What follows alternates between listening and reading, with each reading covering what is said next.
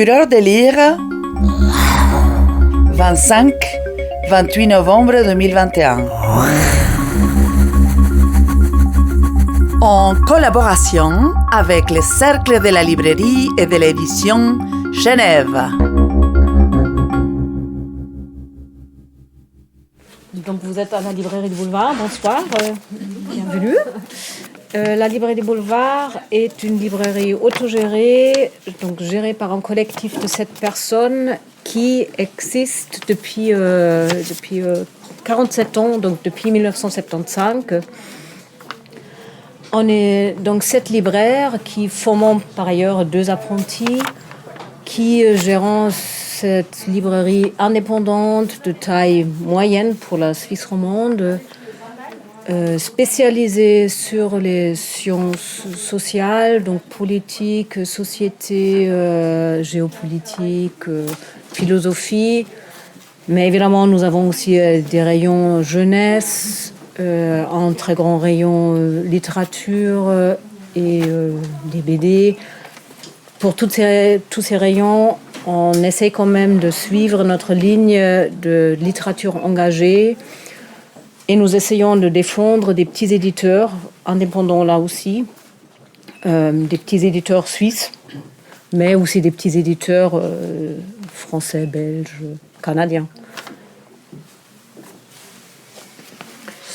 Voilà, alors du coup pour les 2 coups de cœur qu'on a choisis dans le cadre de la Fureur de lire 2021, on a choisi 2 romans donc, écrits par un Suisse et une Suissesse.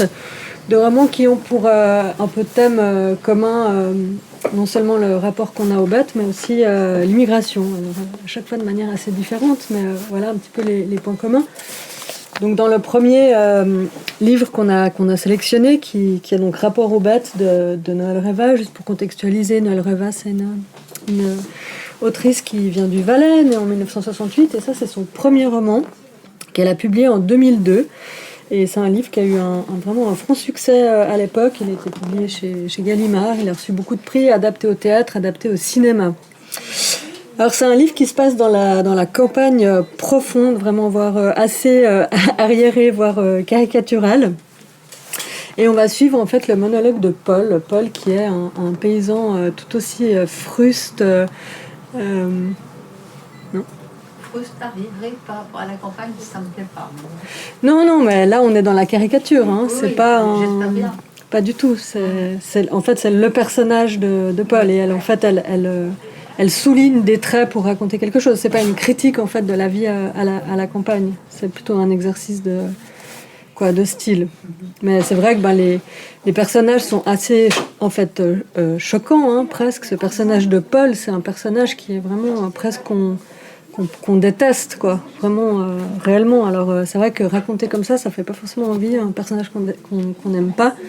Mais ce qu'il faut vraiment savoir, c'est que Noël Reva, c'est une styliste et qu'elle a Enfin, vous le découvrez. Après, on aime ou on n'aime pas. C'est vrai que Noël Reva, il y a ceux qui aiment beaucoup et ceux qui n'aiment pas, parce qu'elle va vraiment puiser au fond de ce qu'elle veut raconter, quoi. Et vraiment, loin d'elle, je pense qu'elle est très attachée à la campagne suisse et ça, loin d'elle, l'envie de critiquer, de stigmatiser. Voilà, il se trouve que c'est ce personnage et c'est cette vie qui est un peu qui est dure, et ce personnage assez antipathique, et voilà que va arriver un ouvrier portugais qui vient travailler dans la ferme et qui lui en fait assiste à ça, et qui va essayer de changer un peu sa perception du monde, sa perception aux bêtes, aux femmes, à sa famille. Et voilà, il y a un lien qui va se créer. Donc,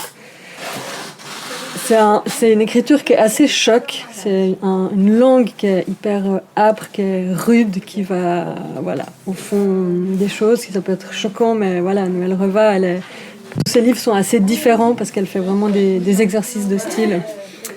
Et ça vaut la peine de découvrir ce texte de cette primo romancière. Voilà, donc comme je disais, on est entre le sordide et le sublime. Alors c'est vrai que on aime, on n'aime pas, mais voilà, on a envie de mettre en avant cette autrice suisse. Voilà, donc à toi. Devant, quand je sors le matin, j'avale déjà une bonne rasade. et les choses se prennent aux autres comme de la paille. Avant, j'ai la trogne mauvaise et l'ail en bouche et je supporte pas qu'on veuille se faire câliner comme les chiots qui ont la morve. Passer la tête au robinet, je sors déjà les machines. Vulve se traîne et se frotte dans le coin et s'essuie dans la cuisine. Il faut nourrir. Les bêtes se lèvent bien avant nous, ce sont pas des paresseuses. Elles attendent patiemment qu'on ait terminé nos purges pour pouvoir prendre leur force et se remettre à la peine. Il faut nourrir et aussi traire. Vulve serait d'une bonne aide si au moins elle savait l'être, mais les boys sont déjà pleines, qu'elle se racle encore dedans et je trouve froid le café et le pain grillé qui sèche. Des fois, je mange que ce qu'elle cuit pas et j'avale pas ce qu'elle brasse et je lui crache ses assiettes. Vulve est solide, elle bronche pas. C'est comme les bêtes. À force de voir ce qu'a fait le bâton, elles y pensent avant de mal faire et c'est comme ça qu'on les tient, par le souvenir et par le respect du maître. Il y a une masse phénoménale de boulot le matin qui attend. On le sait avant de dormir, on le sait déjà au soir, et même si l'envie est là de sortir pour s'y remettre et d'avancer un bon coup, on est forcé d'être couché et dormir, et ça enrage de rien faire et de perdre la nuit son temps. Je peux rester réveillé jusqu'à longtemps dans le noir si je pense à ce travail amassé qu'il reste à faire. Vulve pense pas. Elle s'endort toujours toute seule, et la nuit entière, elle grogne. S'il n'y avait pas Vulve à la ferme, les choses seraient allées simples. J'aurais pas eu de frais d'embauche pour l'ouvrier si Vulve avait laissé sa place à quelques autres de capables. J'aurais pas pris les machines et j'aurais pas eu la dette et dû vendre le terrain qu'on avait devant le père. Il n'y aurait pas eu les petits, et les petits c'est du travail. C'est s'occuper toute la journée, qu'ils jouent pas avec les herses, c'est faire en sorte qu'ils se cachent pas dans les silos quand on comble et cause pas à l'ouvrier parce que ça peut faire du tort de savoir le portugais en même temps que le français. Ces petits de Vulve, elle les a pas fait toutes seules et il faut leur faire le père. Quand je les tiens, je leur donne bien ce qu'il manque et s'ils bougent trop, la tapette. Parce que quand on aime, on cogne.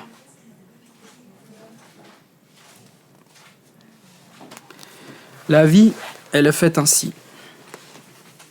Pleine de trous et de cabosses et pas vraiment rigolote ni belle à voir. Tellement que le soir, quand on voit Vulve débraillée qui s'enfonce dans le lit et remue ses niaiseries dans son cou tout engorgé par le souper, il vient la honte et la force envie de la frappe qui tire le bras dehors du lit et qui fait saisir les choses et les brandir. Et je gueule. Assez merde. C'est que chaque soir, ou presque, elle exprime le désir. Elle vient frotter à ma jambe et ça excite malgré aussi que ça dégoûte et ça fait peur comme elle geint fort et comme elle colle. Je l'expulse à l'autre bord, qu'elle me lâche et qu'elle me donne loin seule. Des fois, la nuit quand je pense, quand j'entends qu'elle respire calme, je lui passe entre les jambes et je lui fais mon histoire vite. Pas qu'elle veuille me fourrater ses tracassés de bonne femme.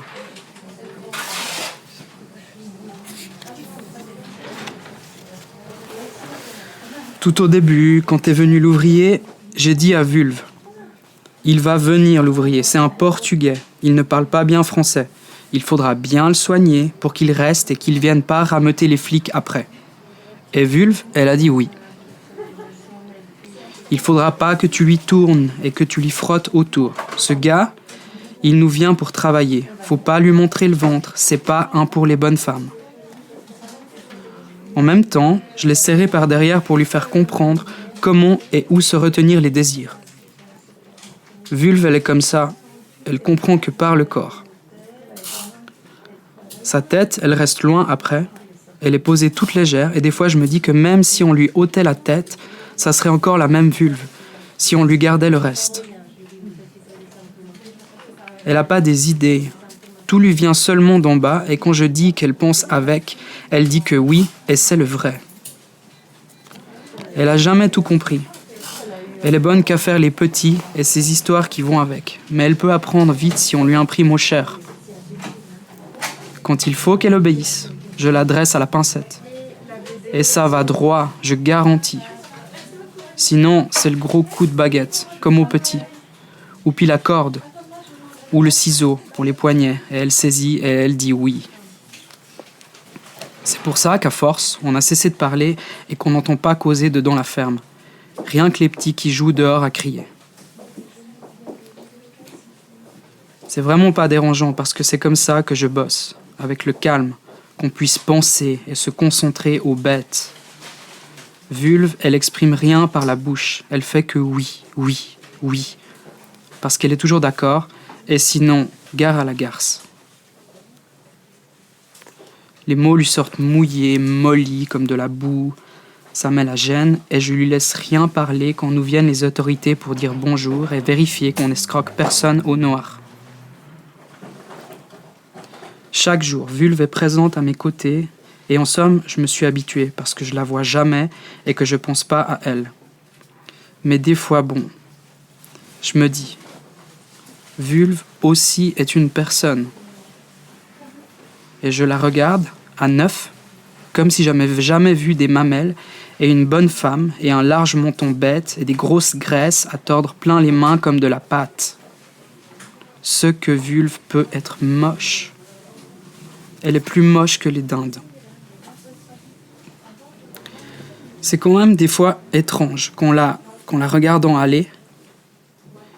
C'est quand même des fois étrange qu'en la regardant aller, la voyant dans sa cuisine et donner à nourrir aux petits, il vient presque le désir de quelque chose, presque une envie, une fois de dire « T'es des fois une bonne femme, Vulve ».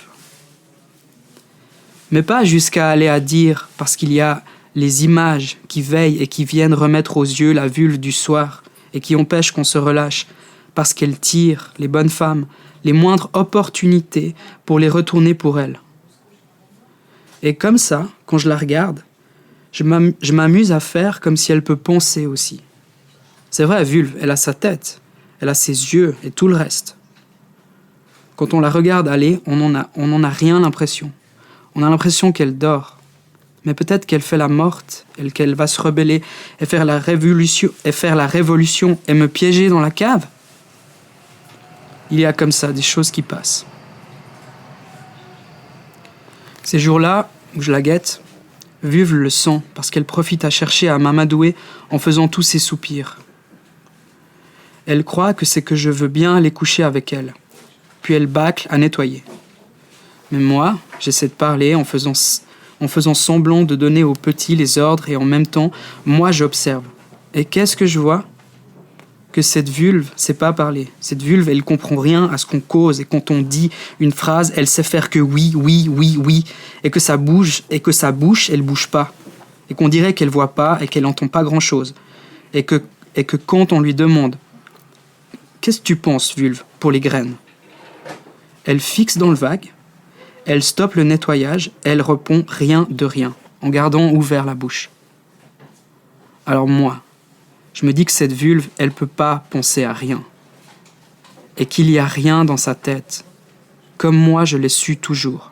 Et je vais pour lui faire mal parce qu'elle m'énerve à rien dire, à être bête comme personne.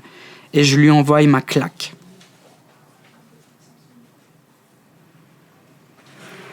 J'aime bien parce qu'elle pousse pas de cris, mais elle va loin. Et au moins, ça débarrasse. Bon. Et après, je suis seul avec les mioches. C'est pas difficile en mioche. Ça a qu'à apprendre à se taire et à finir son assiette. Et quand c'est tout nettoyé, on n'a qu'à crier « Dehors !» Dehors. Le temps qu'on se la referme, il n'y en a plus un qui traîne. Les mioches non plus aiment pas Vulve. Ils n'ont pas le souci d'elle. Ils viennent à l'heure, qu'on mange, et disparaissent dès qu'on cherche à les rentabiliser. Vulve les met au lit le soir et ça leur fait des nausées quand elle veut faire les baisers. On les entend qui se dégoûtent dès qu'elle a fermé la porte. Les mioches un peu me ressemblent. Mais ils sont un peu de Vulve. Et c'est ça qui dérange et qui fait qu'on n'arrive pas à les trouver sympathiques et à mettre leur nom sur chaque. Alors, le deuxième texte qui sera lu, une autre version La vache de la vie à la campagne. Alors là, on est face à un chef-d'œuvre absolu traduit par Clairaut, un très grand traducteur qui a même dit de ce roman la vache. Non, comment il a dit ça Il manquait aux vaches une œuvre digne de Moby Dick. Et c'est très vrai. Donc c'est un livre qui est apparu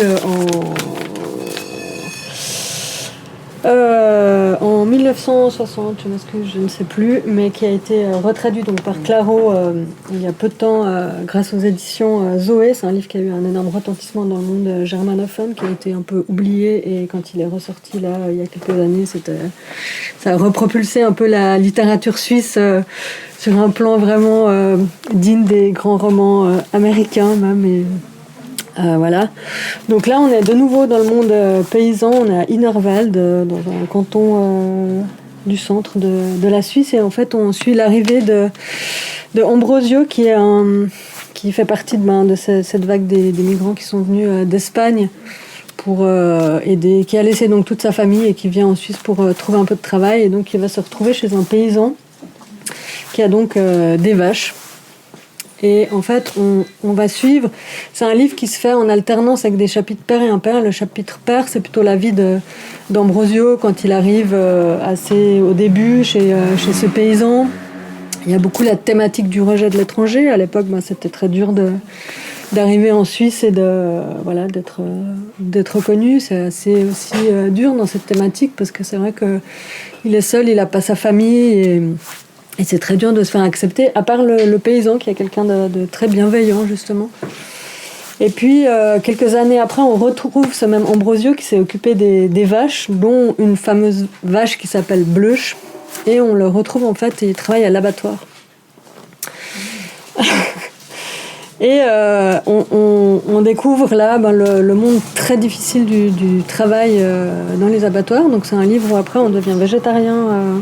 Ça nous convainc une fois de plus d'être végétarien et de voir que ce monde est vraiment, c'est terrible. Et lui, il y a tout ce rapport où il retrouve en fait cette vache qu'il a tellement aimée, et 7 ans après il se retrouve à devoir en fait la tuer. Donc il y a, enfin moi je trouve, et on a tous trouvé ici, je trouve qu'on était unanime, et c'est aussi pour ça que là on le présente, parce que c'est vraiment un livre que unanimement on a adoré ici, qui est un très très grand livre de la littérature suisse, et sur des grands thèmes qui sont l'immigration de ces années-là, difficile, vraiment difficile, et le rapport qu'on a aussi cruel aux animaux.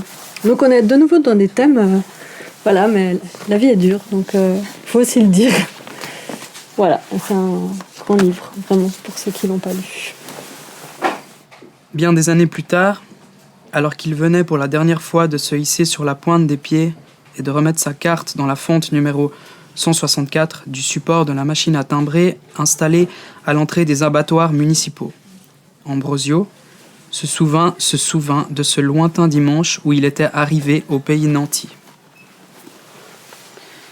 Après un voyage aussi épuisant que compliqué de son sud natal vers un nord attirant, incarné seulement par quelques noms imprononçables sur des papiers officiels, voyage qu'il avait conduit par des plaines désertiques, des cols et des tunnels, il s'était retrouvé subitement débarqué et abandonné telle une pièce de bagage au centre d'Innerwald, au centre de ce village que depuis des mois il avait essayé obstinément, mais en vain, de se représenter.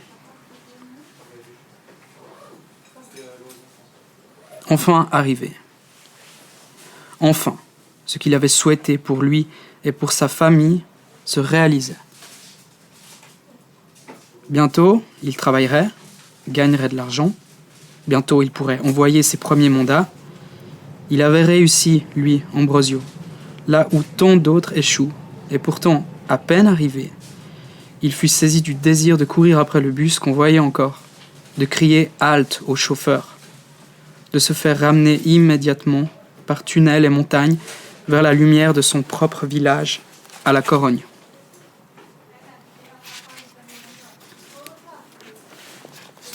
Mais le car postal ne l'avait pas attendu. Il était parti, avait glissé latéralement comme un rideau de théâtre jaune, et l'avait livré en pâture à un public curieux.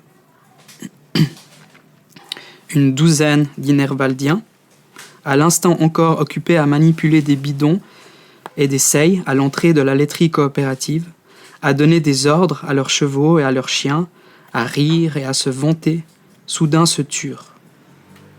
Interrompirent leur activité pour fixer l'étranger debout au milieu de la place de leur village, exposé comme un poisson à l'étalage, hésitant comme un détenu libéré devant le porche de la prison.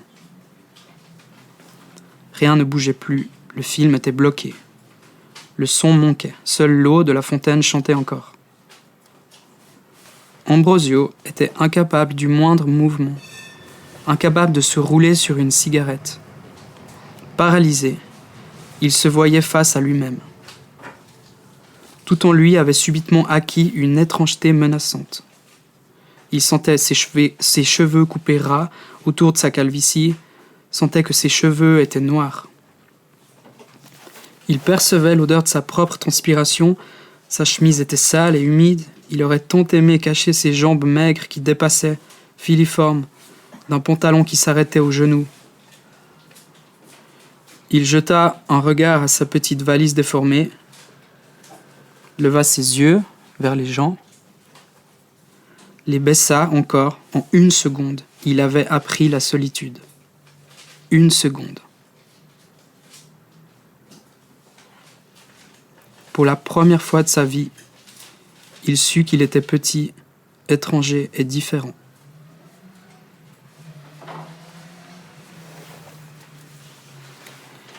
Il fallut qu'un étalon franc-montagnard cherche à se débarrasser de son harnais tout en hennissant bruyamment pour que le dimanche soir se remette à vivre. Le moteur d'un tracteur vrombit, les Inervaldiens se remirent à rire et à se vanter, les bras des fromagers s'emparèrent des nouvelles seilles de lait, déversant par quintaux le flot blanc dans la balance et les bacs de refroidissement. Les chiens de berger attelés poursuivirent leur aboyante rivalité à distance respectable. De son sabot, une haridelle gratta le pavé rond à en faire jaillir des étincelles. Cette reprise des activités réjouit Ambrosio, et il serait resté encore longtemps immobile au milieu de la place si un groupe de vaches, se dirigeant sur lui, ne l'avait contraint à prendre une décision. 2 garçons dirigèrent les animaux vers la fontaine située en face de la laiterie, devant l'auberge Oxen. En tête du troupeau marchait avec des allures de mère une bête puissante à l'air paisible, certes, mais qui ne paraissait pas disposée, néanmoins, à dévier de 2 pas de son trajet ordinaire à cause du petit espagnol.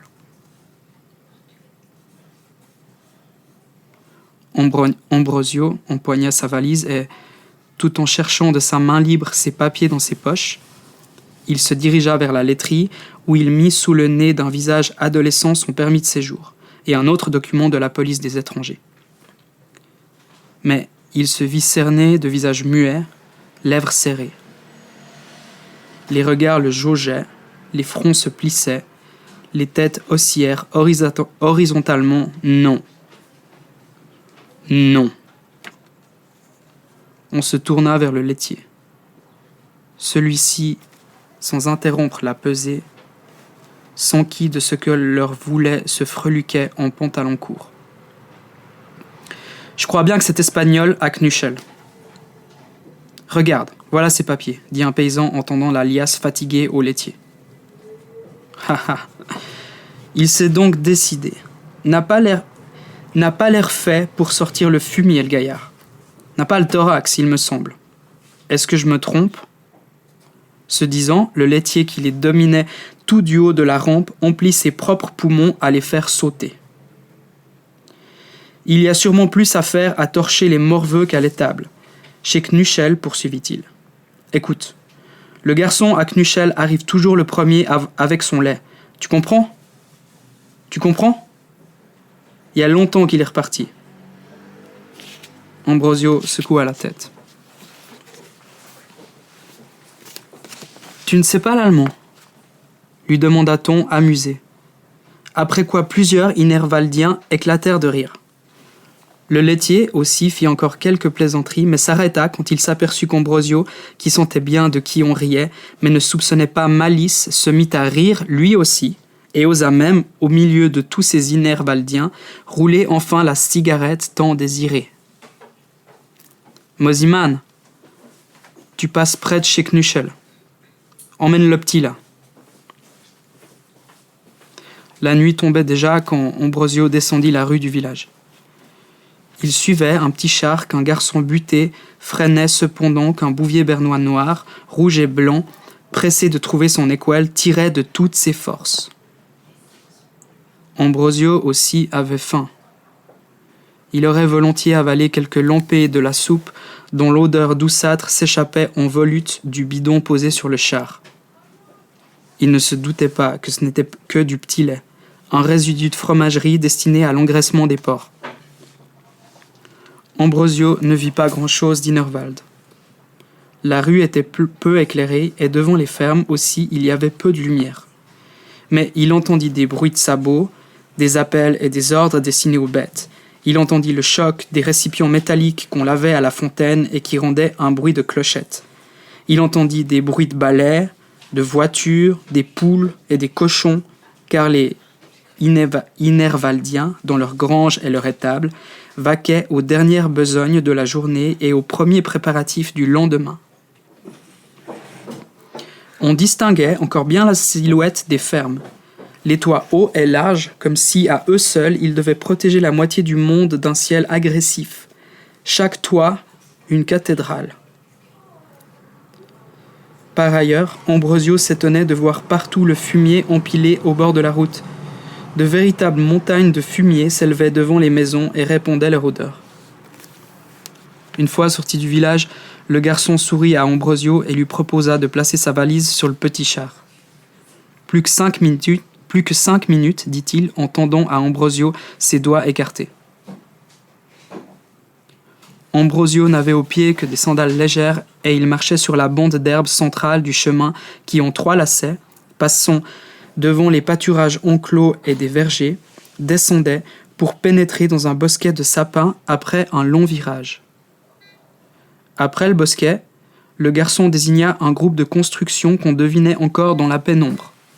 « C'est là qu'ils sont, les Knuschel, dit-il. » Il fit un signe et disparut dans la nuit avec son chien et son petit char.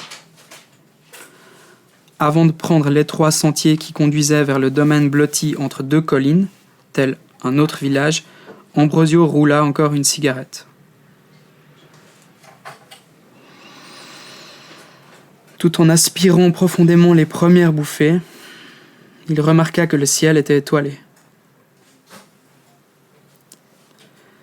Knuschel avait l'habitude assez répandue dans le pays nanti de ne pas faire attendre ses vaches le dimanche non plus, de ne pas faire languir davantage que la semaine leur tétine.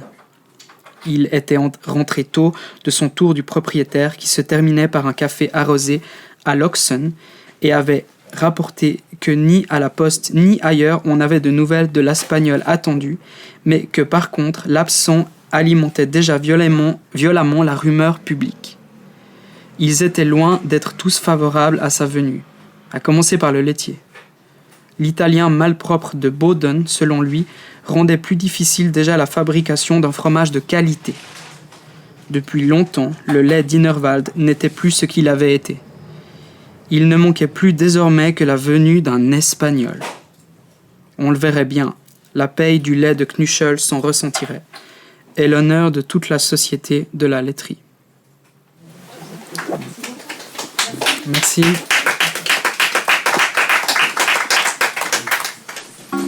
Fureur de lire 2021. Un festival littéraire de la ville de Genève.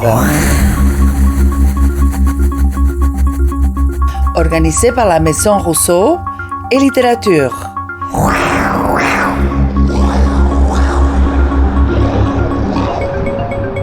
« 25-28 novembre 2021.